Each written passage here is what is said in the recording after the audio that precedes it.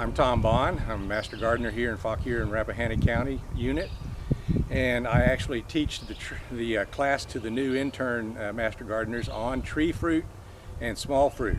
So I know this subject rather well because I've done a lot of experimentation with it, a lot of mistakes, and hopefully a lot more doing things right now. So behind me is one of the things I wanted to point out especially. Fruit trees need to be, notice that the tree is not the normal shape of a tree. It's pretty well flat.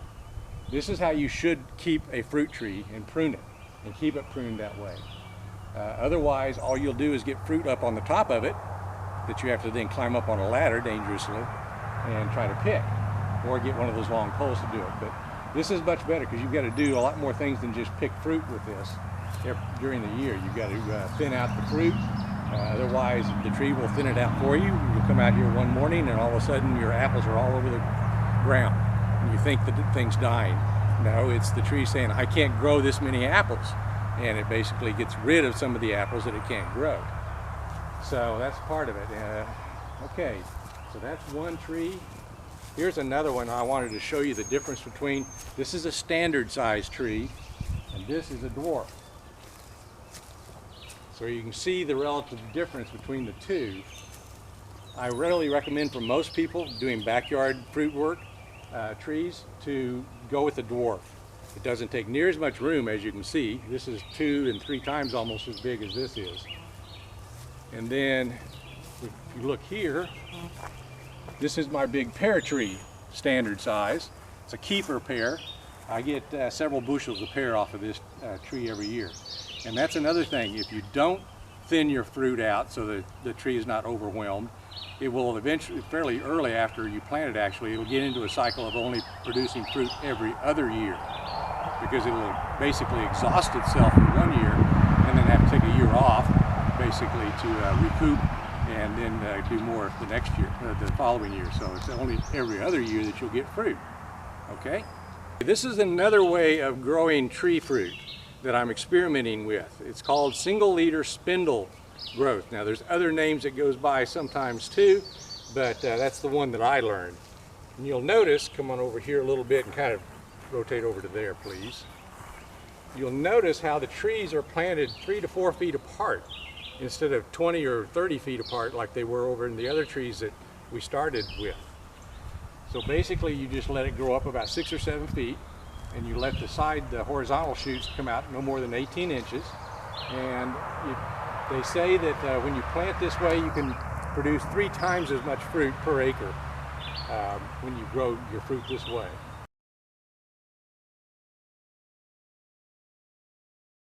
This is a peach tree. It's in the group of the stone fruit because it has a particular kind of pit versus the pome fruit that I showed you before of the apples and pears.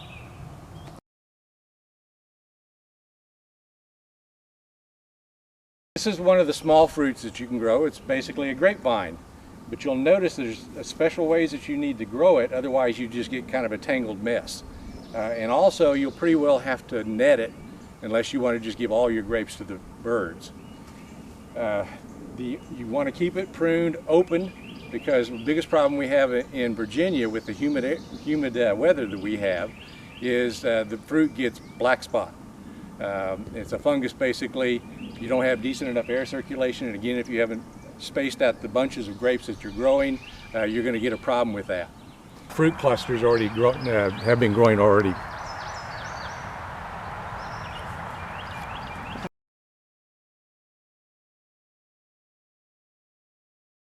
Okay, this is another small fruit that you can grow fairly easily in Virginia.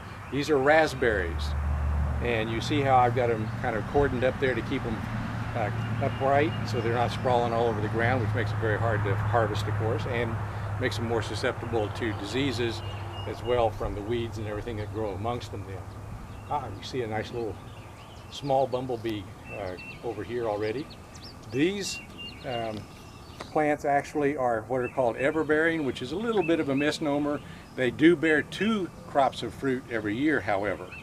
And you want to come in here and get a little closer for a close-up. You can see the berries here that will probably be ready about end of July, mid to end of July, if not sooner. And those are actually on canes, C-A-N-E-S, of last year's crop. So each cane will bloom and fruit one year, and then if you cut back from where it was growing fruit that year, it'll come back and grow another crop of fruit early in the year, and then the new shoots that you see here will then also fruit later in late July or early August, all the way to October a lot of times. I mean, we get frost and everything, and I come out here and there's still raspberries on the canes. So this is a small fruit that you can grow fairly easily. You'll notice that it is sort of mounded, so you want good drainage, of course, for these. But I also have soaker hoses running through it, so when we have our midsummer and fall drought, then you can turn those on and water the plant a little bit.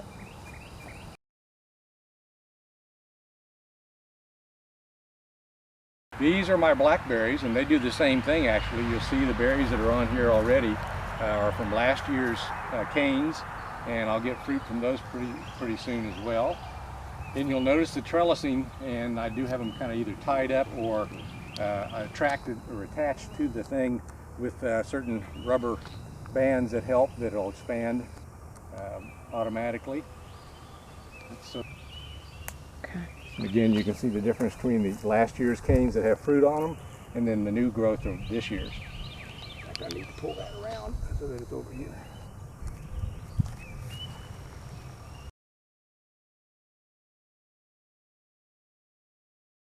Okay, this is an example of a blueberry bush that most people are familiar with, and you'll notice that there's netting on it. If you want to get the blueberries, you're going to have to do this because the birds will get them. The lower hanging ones, the rabbits and squirrels will take care of, and then the birds will come in when they're ripe, and usually they know exactly when they're ready. They will come in, and you come out here one morning and they'll all be gone. So some sort of, I mean, it is a little work to construct something like this and then put the bird netting over it. And you'll notice that the bird netting needs to be weighed down a little bit so that it will stay down. Otherwise, when the wind comes through and blows it up, it gets caught, and then the birds can get in real easily, so it doesn't do any good. But this is an example of how you can grow blueberries. Now, if you go picking blueberries somewhere, they have the advantage of having a lot of different bushes, so they basically overwhelm the birds with numbers.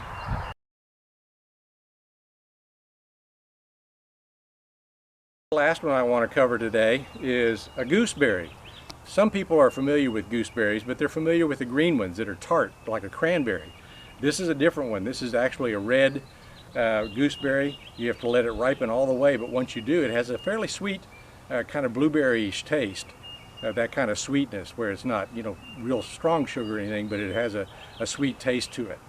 So I highly recommend these. They grow pretty well here, and fairly easy to grow. And I'm trying to think, well, you can come in and see the little green ones now, but they will ripen up and turn the red color when they're completely ripe and ready to pick. They are a little tricky to pick because there's some thorns there that'll make you pay for what you're getting, but it's well worth it. I do a blueberry gooseberry jam that is just out of this world.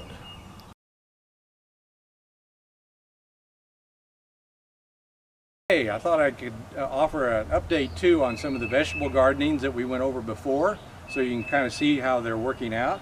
You can see my row of red kale is doing quite well, and the top soy is also doing famously. You'll notice the lack of insect damage.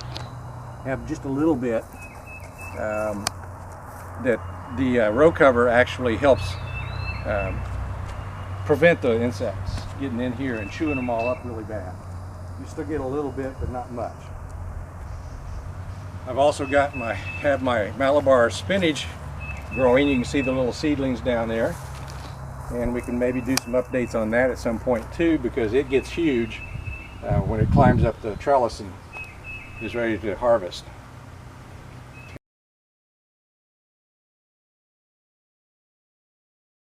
I think we went in here for the other episodes, but Here you can see my cucumbers that I have growing up on kind of a teepee approach.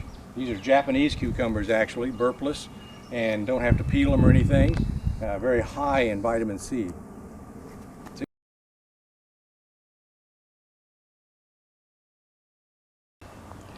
You can see here now the tomatillos that you make your salsa verde from that are growing quite well, that I started from seed.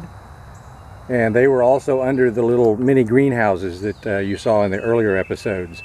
So I could get them out early and get them established, and now they're going really good.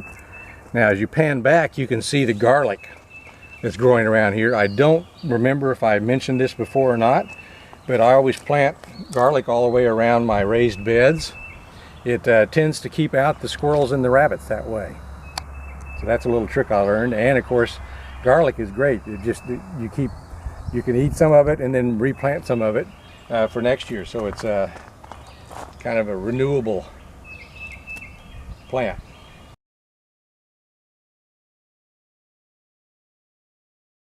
So we're under those little mini greenhouses that have, you take the milk jug or plastic, large liter and a half preferably, and cut the bottom out of it, take the cap off, put them over a young plant when it's still cold and still getting a little bit of frost, and it'll protect the plant. And the nicest thing is it helps it get established, the roots get established, and then once it gets warm, the plant's going to grow much quicker. So as you can see, this one's up and going very well, and it already has blooms on it.